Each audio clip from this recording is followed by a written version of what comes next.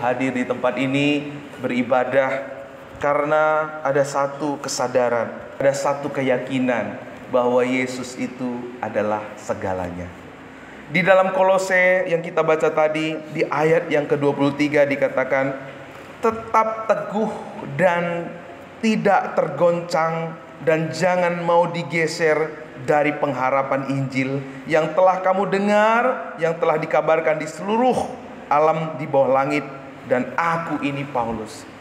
Paulus memberi pesan kepada jemaat yang ada di Kolose supaya mereka memiliki iman yang teguh, kuat, kokoh, dan tidak tergoyahkan. Dan Tuhan juga mau jemaat GKSBS Mawar Sahron juga memiliki iman yang kuat, kokoh, dan tidak tergoyahkan. Amin. Karena iman yang tak tergoyahkan inilah yang akan memampukan kita melewati segala musim di dalam hidup kita.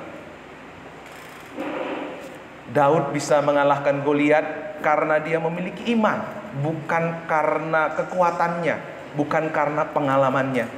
Bapak, Ibu, Saudara, dan saya juga akan dimampukan untuk mengalahkan Goliat-Goliat di zaman ini, di tahun yang akan datang, hanya dengan iman. Uang kita terbatas, harta kita terbatas, pengalaman, pendidikan, pengetahuan kita terbatas. Tetapi melalui iman kita akan melakukan perkara-perkara yang besar bersama dengan Tuhan kita. Amin. Nah, Bapak, Ibu, Saudaraku yang dikasihi Tuhan, Paulus tidak hanya berkata, ayo imanmu kuat, ayo imanmu kokoh. Paulus tidak hanya berkata demikian, tapi Paulus memberikan satu rahasia untuk iman yang kuat, kokoh, dan tidak tergoyahkan. Apa itu? Kita perhatikan di ayat yang ke-15. Paulus memperkenalkan siapa itu Tuhan. Kalau kita nggak kenal siapa itu Tuhan, siapa itu Yesus, kita nggak mungkin bisa memiliki iman yang kuat. Kita nggak mungkin bisa memiliki iman yang kokoh. Ya. Suami dan istri kalau tidak saling mengenal, tidak ada saling percaya. Kalau tidak ada saling percaya, bagaimana bisa membangun rumah tangga yang baik, rumah tangga yang harmonis, rumah tangga yang indah. Demikian juga, kita tidak mungkin bisa memiliki iman yang kuat tanpa kita memiliki pengenalan akan Tuhan. Nah, yang pertama, siapakah Tuhan? Yesus itu, Ia adalah gambar Allah yang tidak kelihatan, yang sulung, lebih utama dari segala ciptaan. Sering kita dengar nyanyian, mungkin Bapak Ibu pada zamannya suka lagu ini. Yang terutama di dalam hidup ini, meninggikan nama Yesus. Nah, Yesus itu siapa buat kita selama ini? Apakah dia hanya seorang guru? Apakah dia hanya seorang rabi? Dia hanya tokoh buat kita. Di dalam ayat 15 ini Paulus memperkenalkan Yesus itu yang terutama. Amin.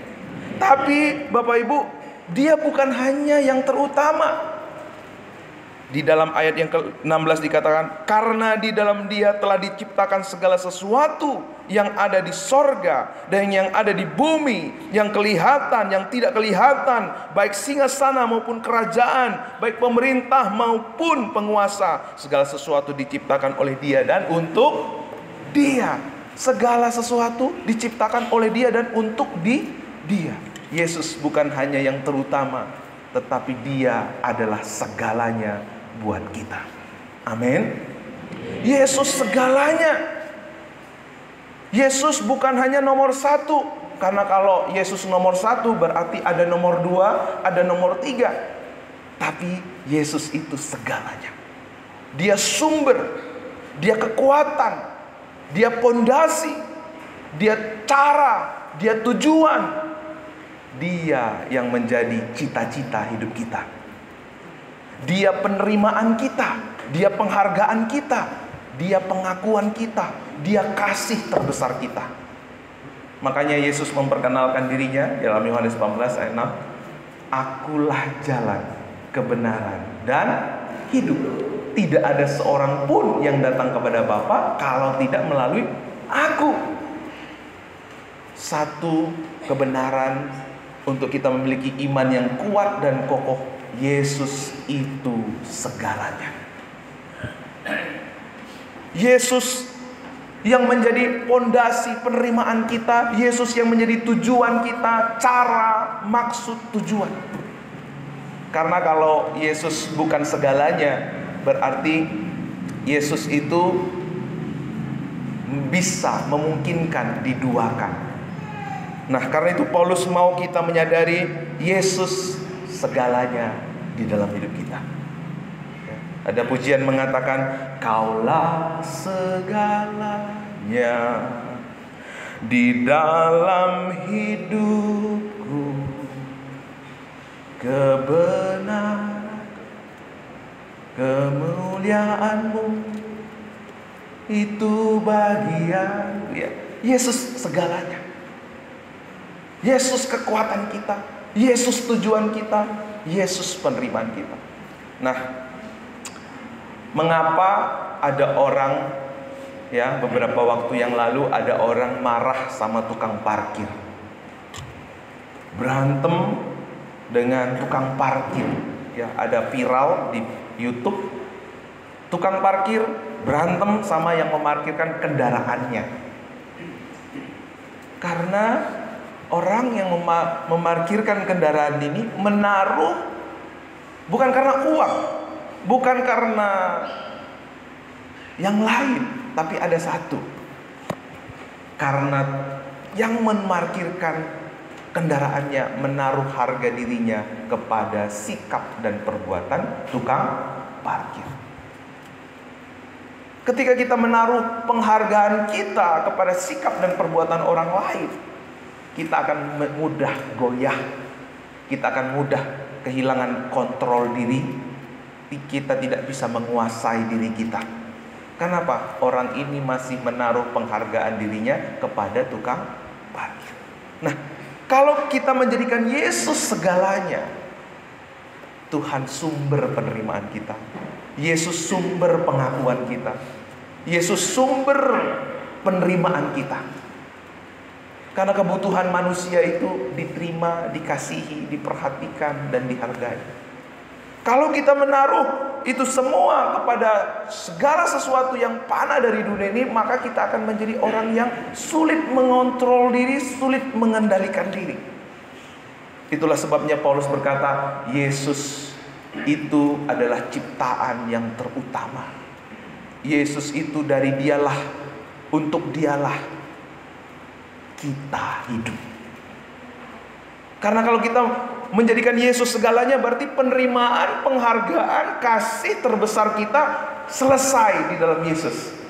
Sehingga kita tidak akan mengemis dari manusia, kita tidak akan mengemis dari dunia ini. Banyak orang bekerja keras untuk mendapatkan uang yang banyak, supaya apa? Diakui dia hebat. Banyak orang juga yang melayani supaya apa? Supaya diakui. Banyak orang juga ke gereja beribadah supaya dipandang saleh, dipandang sebagai anak yang soleh. Nah, kalau ini yang menjadi motivasi tujuan kita, iman kita nggak mungkin kuat. Iman kita akan gampang lemah. Ini bukan iman yang dikehendaki Tuhan dalam hidup kita. Iman yang dikehendaki Tuhan adalah ketika kita mengenal Yesus segalanya. Ia diumpamakan sebagai apa, Bapak Ibu? Sebagai kepala tubuh. Dialah pemimpin kita, Dialah yang mengatur semuanya, Dialah yang mengontrol semua. Kita ini tubuh Kristus. Bapak majelis, Bapak Ibu jemaat yang dikasihi Tuhan, kita ini adalah tubuh Kristus. Karena kita ada di tempat ini bukan karena kebaikan kita. Kita ada di gereja ini bukan karena kita lebih baik dari orang yang ada di luar sana. Tetapi firman Tuhan berkata dalam Efesus 2 ayat 8 dan 9, karena kasih karunia kamu diselamatkan. Bukan karena perbuatan baik. Kita ini ditebus Tuhan pada waktu kita masih berdosa. Kalau kita sadar bahwa kita dipilih Tuhan, kalau kita dikasihi Tuhan, kalau kita melayani, kalau kita beribadah karena kasih kemurahan Tuhan, di sanalah kita menemukan kekuatan untuk hidup bagi Tuhan. Tidak lagi hidup untuk diri kita sendiri. Ketika firman Tuhan berkata di dalam ayat 16 bahwa kita diciptakan dari Dia dan untuk Dia. Ini adalah satu rahasia untuk kita memiliki iman yang kuat, kokoh, dan tidak tergoyahkan. Ini adalah satu rahasia untuk kita hidup memiliki penyembahan yang sejati di hadapan Tuhan. Ini adalah satu rahasia untuk kita memiliki iman yang tidak tergoyahkan. Kalau kita sadar bahwa Yesus segalanya dalam hidup kita, maka melahirkan iman yang sejati di hadapan Tuhan. Ia digambarkan seperti kepala Yesus yang menebus kita. Nah, Bapak Ibu, kita diselamatkan, kita ditebus Tuhan, itu karena kita percaya kepada Tuhan, atau karena kita percaya ditambah dengan perbuatan baik kita. Karena apa kita diselamatkan? Karena kita hanya percaya kepada Tuhan. Jadi bukan karena iman dan perbuatan. Tapi orang yang memiliki iman kepada Yesus, pasti dia memiliki perbuatan yang memuliakan Tuhan Yesus. Kalau kita percaya bahwa kita diselamatkan oleh karena anugerah, oleh karena kasih karunia, disitulah kita memiliki hati yang menyembah kepada Tuhan, hati yang memuliakan Tuhan. Ya, jadi kalau semua agama mengajarkan bahwa kita selamat itu karena apa? Iman dan perbuatan baik. Tapi di dalam Yesus berbeda. Kita diselamatkan karena apa? Percaya.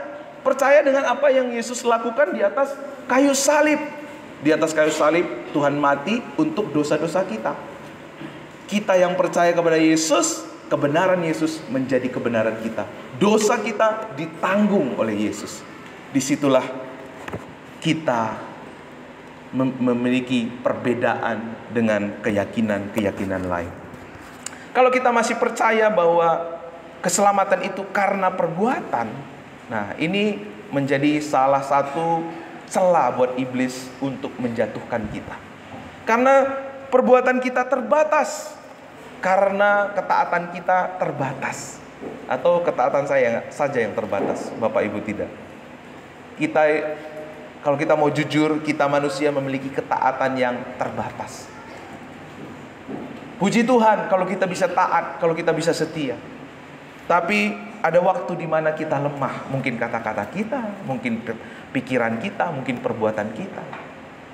Tapi waktu kita lemah, kita jatuh, di situ ada iblis yang mendakwa. Kamu nggak layak, doamu nggak akan dijawab Tuhan karena kamu tidak taat. Kita kalah dengan pendakwaannya iblis. Kita menjadi gelisah. Wah, doaku dijawab nggak Tuhan ya? Oh, Tuhan marah nggak sama saya ya? Kita menjadi orang yang gelisah. Karena apa? Kita berdiri di atas perbuatan baik kita. Kita berdiri di atas ketaatan kita. Tapi waktu kita berbicara tentang Yesus segalanya, bahwa Yesuslah penerimaan kita, penghargaan kita, Yesuslah pengakuan kita, kita berdiri bukan di atas perbuatan kita, tetapi kita berdiri di atas perbuatan dan ketaatan Yesus. Perbuatan Yesus, ketaatan Yesus pernah gagal nggak Bapak Ibu? Selalu berhasil. Yesus kita sempurna. Makanya waktu iblis mendakwa kita, kamu punya salah, kamu punya dosa. Di situ kita punya kekuatan. Aku berdiri, aku beribadah, aku melayani. Bukan karena kebenaranku, bukan karena kelayakanku, tetapi Yesus yang melayakkan aku. Waktu kita berdoa untuk orang sakit, kita berdoa untuk orang yang sedang kerasukan, iblis suka mendakwa. Doamu gak akan dijawab. Kamu masih punya kurang ini, kurang itu. Kamu belum taat ini, belum taat itu. Tapi waktu saudara menerima kebenaran Yesus, saudara punya dasar. Aku berdoa, aku melayani. Aku berbakti bukan karena kebenaranku, tetapi kebenaran Yesus. Amin. Jadi kalau kita berdiri di atas kebenaran Yesus, itu yang akan membuat kita menang atas pendakwaan, menang atas penghakiman iblis dalam hidup kita. Ya. Dan Tuhan mau kita berdiri di atas kasih karunia-Nya, tidak lagi berdiri di atas perbuatan kita. Kalau kita masih merasa saya layak di hadapan Tuhan karena ketaatan kita, iblis akan menyerang kita. Waktu kita lebih taat dari orang lain, kita akan menjadi sombong dan menghakimi. Saya percaya jemaat di sini tidak punya mental seperti itu ya. Karena jemaat Tuhan di tempat ini berdiri di atas kasih karunia Tuhan. Semua agama mengajarkan kamu harus beramal, kamu harus berbuat baik supaya Tuhan memberkati, supaya Tuhan mengabulkan doamu. Tetapi di dalam Yesus Kristus kita diberkati bukan karena ketaatan kita, tapi karena ketaatan Yesus. Justru waktu kita melayani, berdiri di atas ketaatan Yesus, berbakti, melayani di atas ketaatan Yesus, akan melahirkan iman yang sejati. Kita taat beribadah bukan untuk mendapatkan sesuatu, bukan untuk diberkati, tetapi karena kita sudah diberkati, karena kita sudah diselamatkan, karena kita sudah ditebus. Iman yang sejati itu seperti ini Bapak Ibu. Tuhan, aku mau beribadah, berbakti, memuliakan Engkau. Karena Tuhan sudah menebusku dari lubang kubur. Karena Tuhan sudah mati di atas kayu salib. Makanya waktu Yesus mati di atas kayu salib dikatakan sudah selesai. Ia sudah menyelesaikan segala pergumulan terbesar kita, yaitu dosa-dosa kita. Maka waktu kita beribadah melayani hari ini, karena sebagai ucapan kita berbuat baik kepada sesama kita, bukan supaya dia balas kebaikan kepada kita, tapi karena kita sudah mengalami kebaikan Tuhan. Kita mengasihi orang-orang terdekat kita. Karena apa? Karena Tuhan sudah mengasihi kita terlebih dahulu. Maka waktu itu iman kita tulus, ikhlas, tanpa pamrih. Tapi agama apa?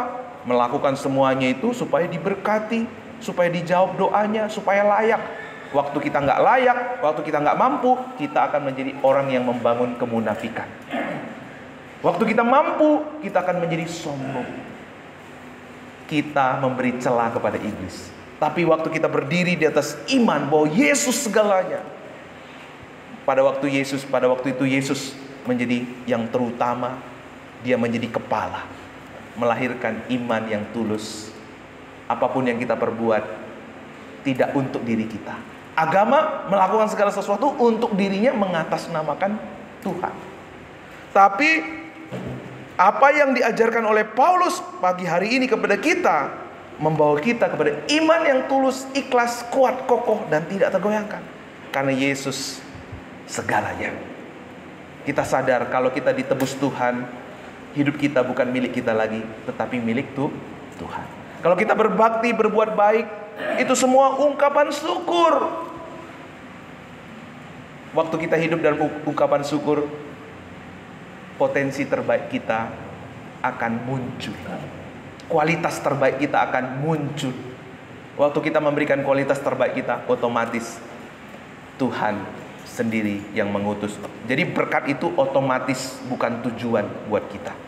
Yang menjadi tujuan kita, maksud, tujuan, cara kita adalah Yesus.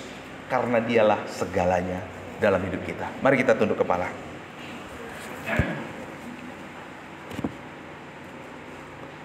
Bapa, kami mengucap syukur buat firman-Mu hari ini. Hamba-Mu terbatas dalam berkata-kata, tapi kuasa Roh Kudus-Mu tidak terbatas bekerja atas setiap kehidupan kami. Biar apa yang Paulus sampaikan menjadi bagian kekal dalam kehidupan setiap kami umat Tuhan di tempat ini. Bahwa Yesus segalanya. Yesus sudah menebus kami dari kutuk dosa dan penghukuman. Kami sudah ditebus, maka kami milik Tuhan. Kami mau belajar setiap waktu menjadikan Yesus segalanya di dalam hidup kami. Menjadikan Yesus yang terutama lebih dari apapun ya Bapa. Ampuni kalau selama ini kami berpikir bahwa Yesus hanya nomor satu. Ampuni kalau selama ini kami berpikir, Bapa, kami layak karena perbuatan kami layak karena ketaatan kami. Kami lupa akan apa yang Yesus sudah perbuat di atas kayu salib. Kami lupa akan apa yang sudah Yesus tanggung di atas kayu salib.